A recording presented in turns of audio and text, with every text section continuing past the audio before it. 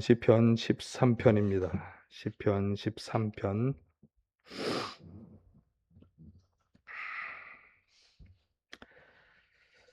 1절에서 6절 한 절씩 계속하겠습니다. 주님, 언제까지 나를 잊으시렵니까? 영원히 잊으시렵니까? 언제까지 나를 외면하시렵니까?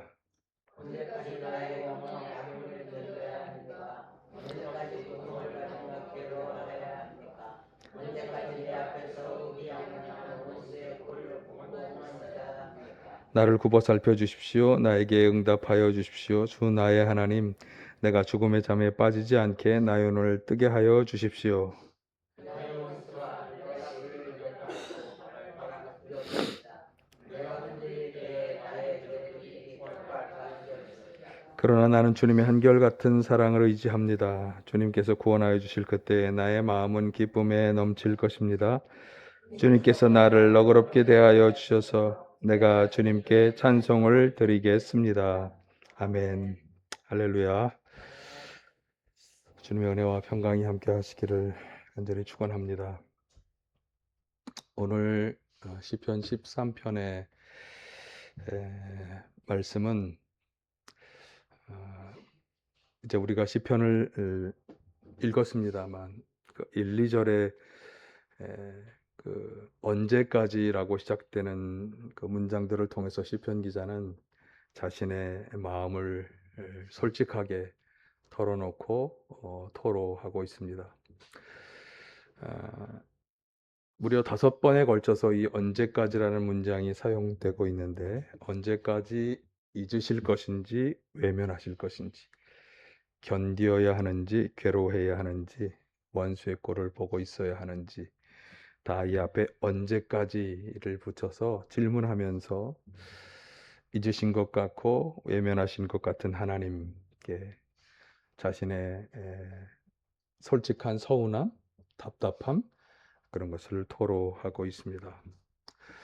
이것은 아마도 해결되지 않는 육신의 삶과 문제로 고통과 어려움을 겪으면서 영적 침체를 겪는 분들이 동일하게 가질 수 있는 그런 마음이 아닐까 이렇게 생각이 됩니다.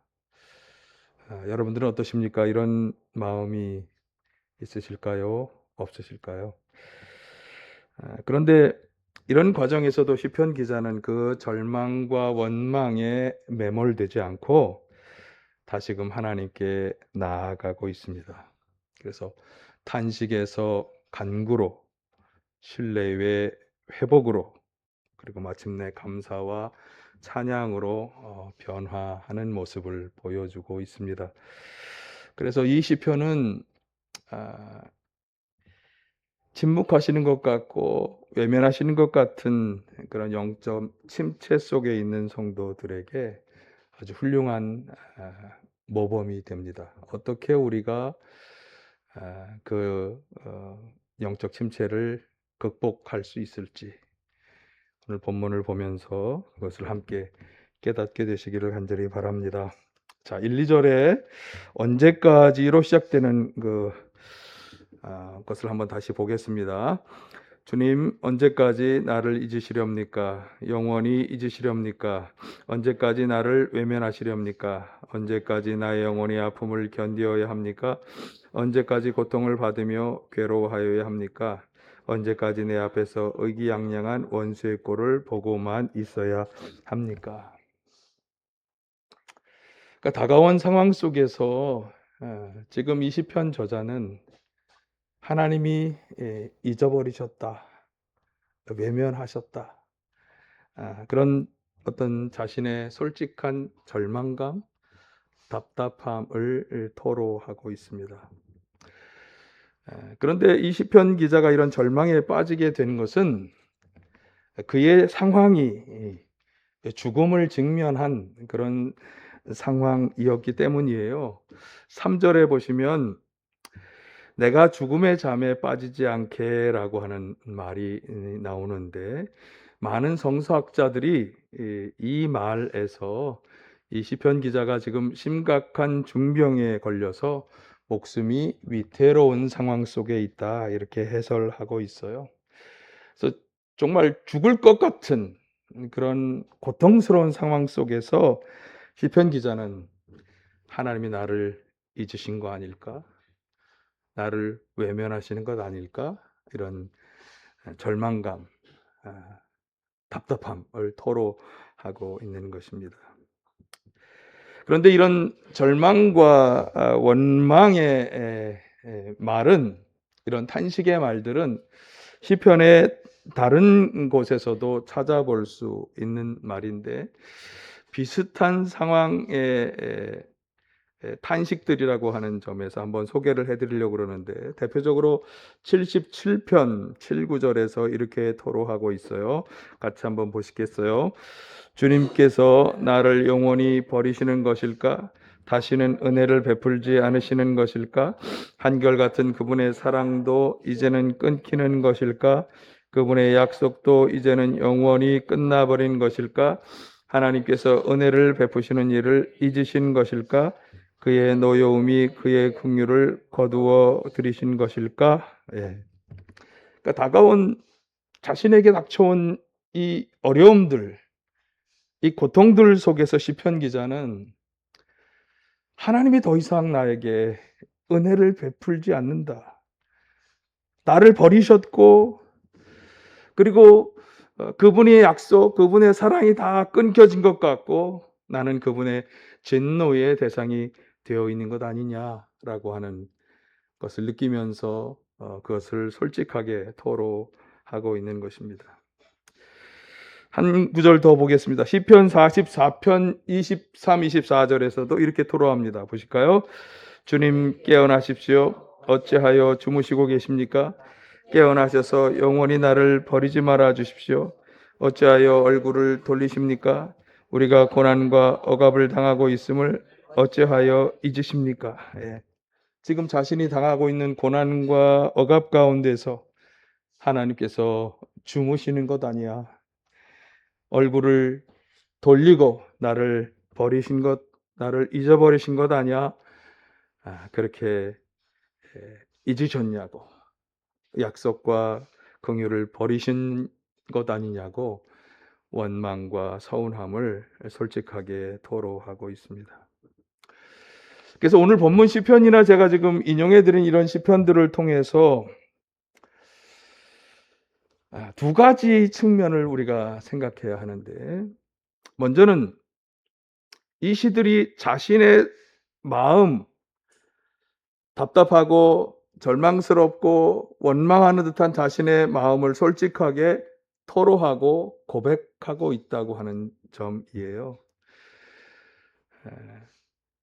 사실은 우리 마음속에 계속되는 그런 번민들, 지속되는 근심들이 밖으로 쏟아져 나오지 못하면 사실 우리는 내적으로 골마지고 더 힘들고 어려운 상황에 빠지게 되는데, 이렇게 솔직하게 자신의 감정을 내놓을 수 있다고 하는 것, 부정적인 감정을 배설하고 나의 근심을 밖으로 쏟아냄으로 인해서 우리 영의 숨통이 트일 수 있다는 점에서 이렇게 솔직하게 자신을 내어놓고 토로하는 그런 사람 자신에게 유익을 주는 그런 일이 되기도 합니다. 그러니까 참고 견디는 것만이 능사는 아니라고 하는 거죠. 자신이 괴롭고 힘들고 어렵다고 하는 감정을 솔직하게 다 토로하고 내어놓음으로써 우리는 우리 안에 고이고 생길 수 있는 쓴뿌리의 근원을 제거할 수 있는 것입니다.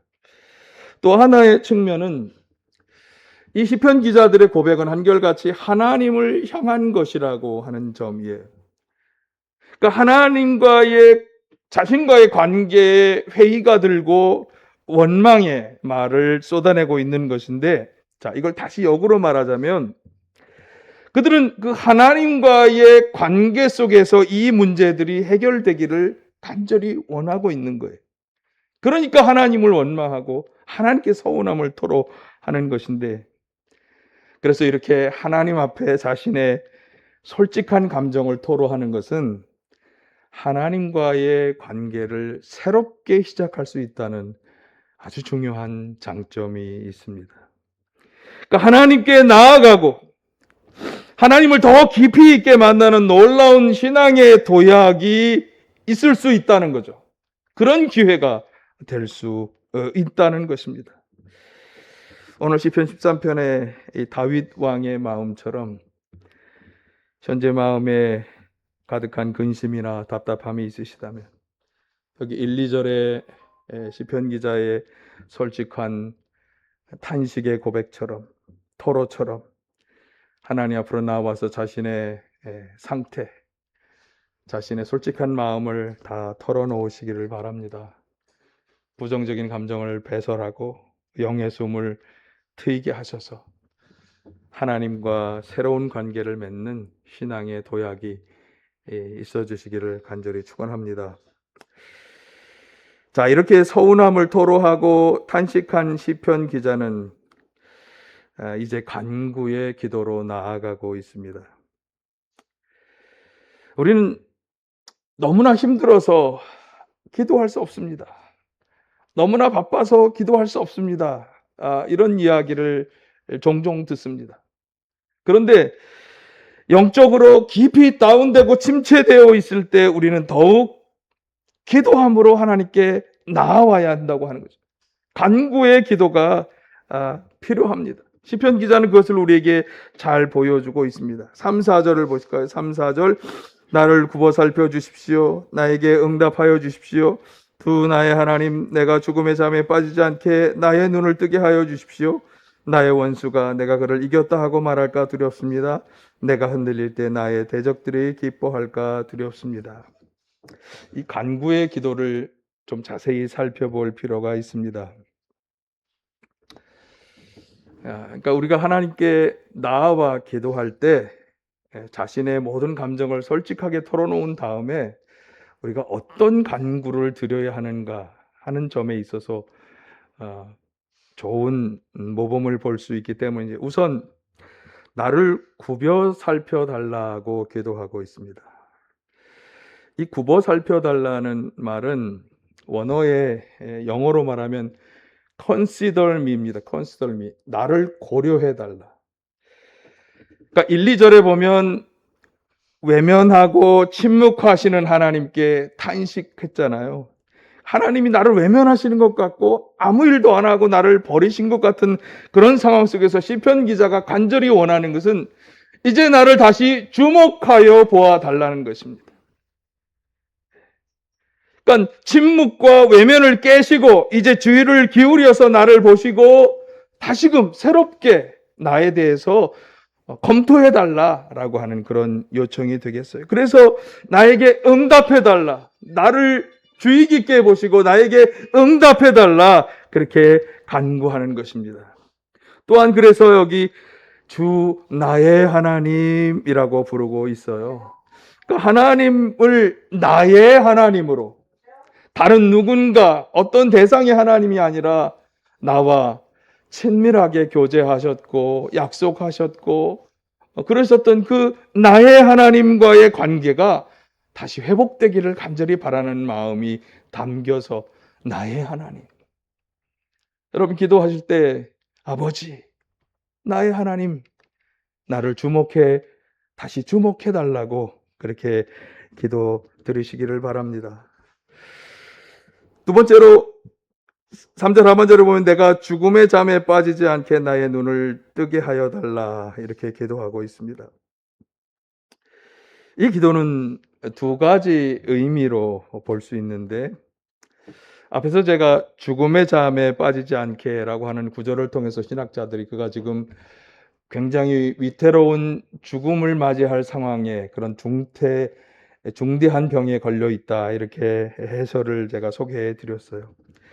그래서 죽어가는 자신의 육신에게 다시금 생기와 활력을 불어넣어 달라는 그런 간구로 나의 눈을 뜨게 해달라는 간구를 이해할 수 있습니다.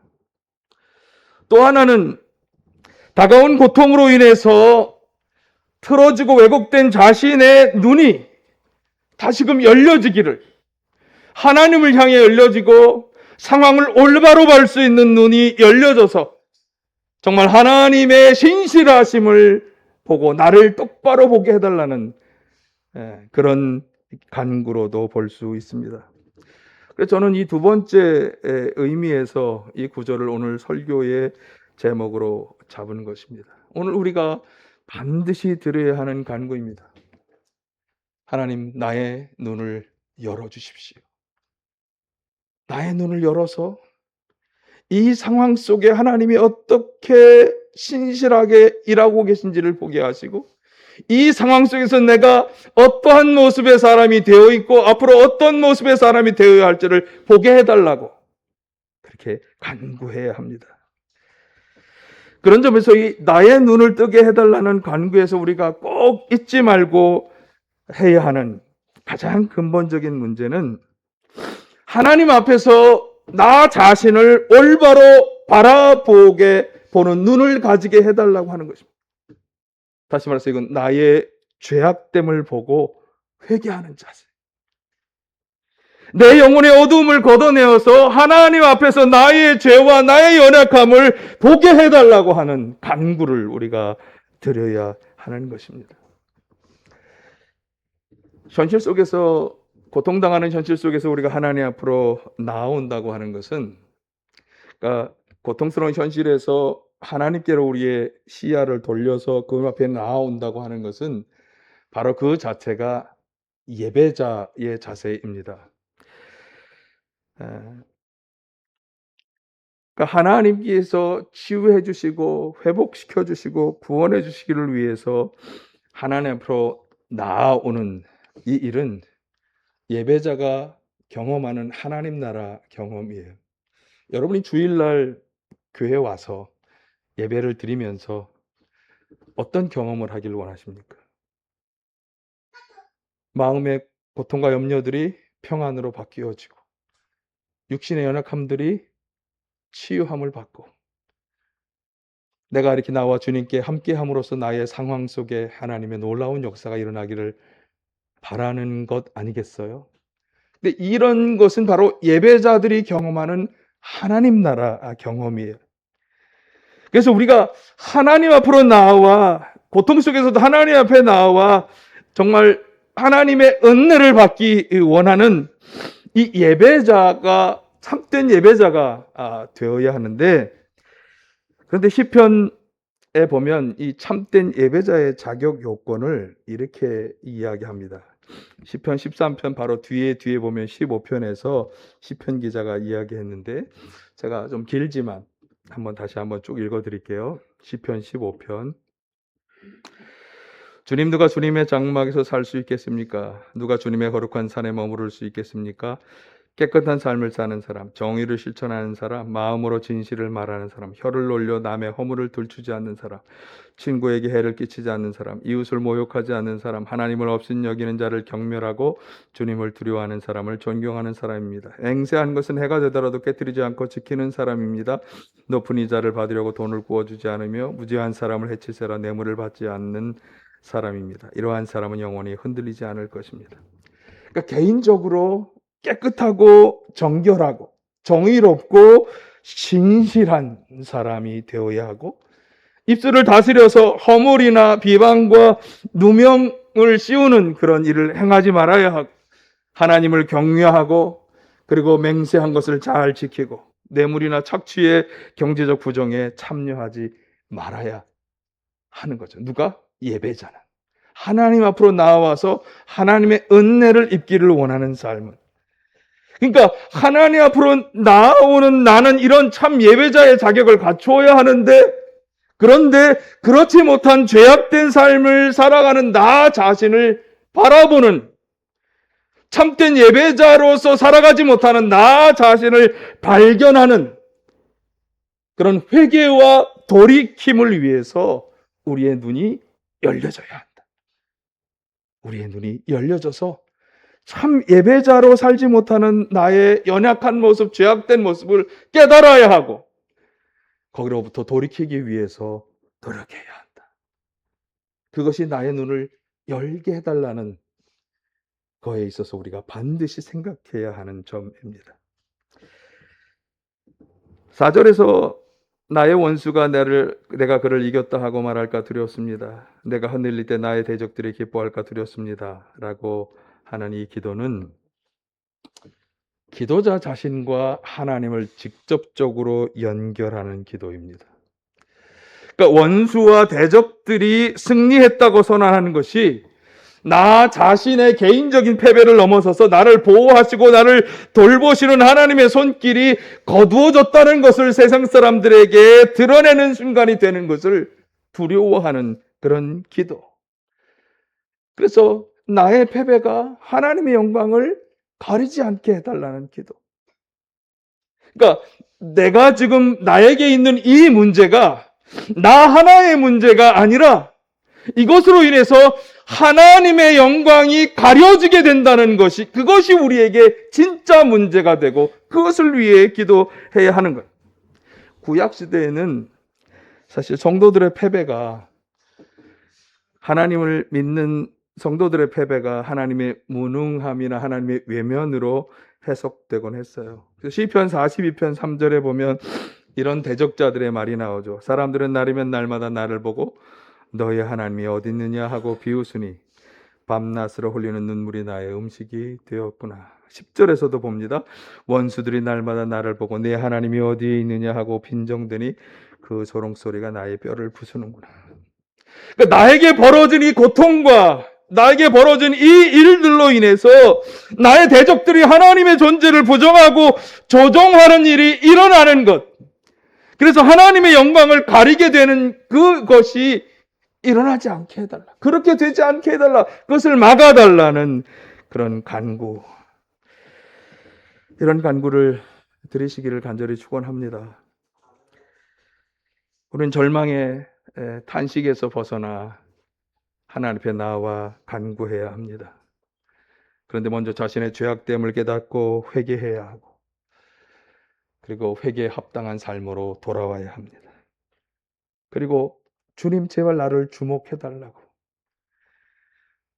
눈을 열어서 하나님의 진실하심을 보고 나를 올바로 보게 해달라고 기도해야 하고, 나에게 일어난 이 일이 하나님의 영광을 가리는 일이 되지 않게 해달라고 그렇게 기도해야 하는 것입니다. 이런 기도를 드리실 수 있기를 간절히 축원합니다. 자, 이제 이 간구의 기도는 그 다음 단계로 넘어가는데, 자, 5절을 보실까요? 5절. 그러나 나는 주님의 한결같은 사랑을 의지합니다. 주님께서 구원하여 주실 그때 나의 마음은 기쁨에 넘칠 것입니다. 주님께서 나를 너그럽게 대하여 주셔서 내가 주님께 찬송을 드리겠습니다. 자, 그러나 이 연결 부사는 그럼에도 불구하고, 아직 상황이 변하지 않았고 나는 지금 고통 가운데 여전히 머물러 있지만,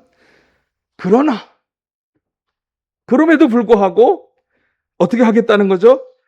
하나님의 사랑을 붙잡기로 결단하였다는 거예요. 그 사랑은 어떤 사랑? 한결같은 사랑. 나의 상황과 상관없이 영원하시고 진실하신 하나님께 근거를 둔, 그래서 그분으로부터 나오는 변함없이 언제나 베풀어 주시는 그 사랑, 그 한결같은 사랑을 내가 의지하겠다 결단하고 있는 거죠. 이제까지는 그것을 깨닫지 못했는데 하나님께 나와 간구하며 그분이 내 눈을 열어서 그것을 이제 보고 깨달았으니 내가 그 사랑만 붙잡겠다. 여러분, 어떤 우리 상황에 변화가 없다 할지라도 영원하시고 신실하신 한결같은 하나님의 사랑을 확신하고 소망 가운데 그 사랑을 붙잡고 나아가시기를 간절히 축원합니다. 또한 시편 기자는 주님께서 구원하여 주실 그때 마음의 기쁨이 넘칠 것이다, 이렇게 고백하고 있습니다. 자, 이것도 아직 구원의 역사가, 상황의 변화가 나타나지 않은 거예요. 그런데 그는 하나님의 구원 역사를 미리 내다보고 있는 거죠. 그래서 마음의 평안과 기쁨을 선포하고 있습니다. 그러니까 미래에 이루어질 구원을 현재의 사실처럼 확신하는 아주 강력한 믿음의 표현이에요. 예수님의 오병이어 사건에서 우리가 보았던 믿음이죠. 예수님께서는 당신의 말씀을 듣기 위해 모여든 수많은 사람들을 광야에서 먹을 것이 없고 거할 것이 없는 그 사람들을 긍휼히 여기셨죠. 그러면서 그들에게 그것을 제공해 주기를 원하셨고 그 일을 하나님이 해 주실 거라고 하는 믿음으로 보리빵 5개와 물고기 2마리를 들고 하나님께 감사의 기도를, 아무것도 일어나지 않았지만 감사의 기도를 드리셨어요. 하나님이 해 주실 것을 믿는 믿음으로. 하나님께서는 그 믿음과 감사에 응답하셔서 남자만 5,000명, 추산으로 보면 약 2만여 명에 해당하는 사람들이 다 풍성하게 먹고도 12광줄이나 남는 놀라운 기적을 베풀어 주셨습니다. 우리가 이 믿음을 가져야 할 줄로 믿습니다. 아무런 상황의 변화가 일어나지 않아도 하나님께서 행하여 주실 구원의 역사를 기대하고 소망하고 확신하는 마음으로 먼저 감사하고 기뻐할 수 있는 우리 모두가 다 되시기를 간절히 축원합니다. 자, 마지막 6절은 이제 마지막 단계로서 확신과 감사에 근거한 찬양으로 나아가고 있습니다. 보실까요? 주님께서 나를 너그럽게 대하여 주셔서 내가 주님께 찬송을 드리겠습니다. 주님께서 나를 너그럽게 대하여 주셨다.